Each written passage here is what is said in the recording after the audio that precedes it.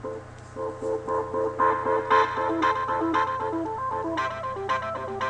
this country, broad-based prosperity has never trickled down from the success of a wealthy few. It has always come from the success of a strong and growing middle class. That's how a generation who went to college on the GI Bill, including my grandfather, helped build the most prosperous economy the world has ever known. That's why a CEO like Henry Ford made it his mission to pay his workers enough so they could buy the cars that they made. And yet, for much of the last century, we have been having the same argument with folks who keep peddling some version of trickle-down economics. They keep telling us that if we convert more of our investments in education and research and healthcare into tax cuts, especially for the wealthy, our economy will grow stronger. Now, the problem for advocates of this theory is that we've tried their approach. At the beginning of the last decade, the wealthiest Americans received a huge tax cut in 2001 and another huge tax cut in 2003. We were promised that these tax cuts would lead to faster job growth. They did not. The wealthy got wealthier, but prosperity sure didn't trickle down. Instead, during the last decade, we had the slowest job growth in half a century. There was a period when insurance companies and mortgage lenders and financial institutions didn't have to abide by strong enough regulations. And what was the result? Profits for many of these companies soared, but so did people's health insurance premiums.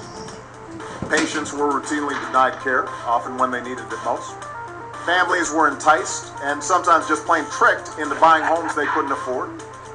Huge, reckless bets were made with other people's money on the line, and our entire financial system was nearly destroyed. So we've tried this theory out, and you would think that after the results of this experiment, that the proponents of this theory might show some humility. You'd think they'd say, you know what, maybe some rules and regulations are necessary to protect the economy.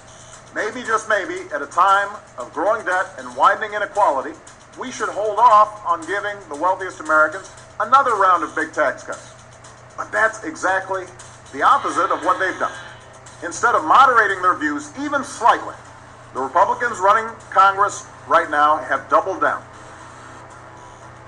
This is what they're running on. This larger debate that we'll be having about the size and role of government, this debate has been with us since our founding days. But no matter what we argue or where we stand, we have always held certain beliefs as Americans. We believe that in order to preserve our own freedoms and pursue our own happiness, we can't just think about ourselves. We have to think about the country that made those liberties possible. We have to think about our fellow citizens with whom we share a community. We have to think about what's required to preserve the American dream for future generations. And if we keep that in mind and uphold our obligations to one another and to this larger enterprise that is America, then I have no doubt that we will continue our long and prosperous journey as the greatest nation on earth. Thank you. God bless you. God bless the United States of America.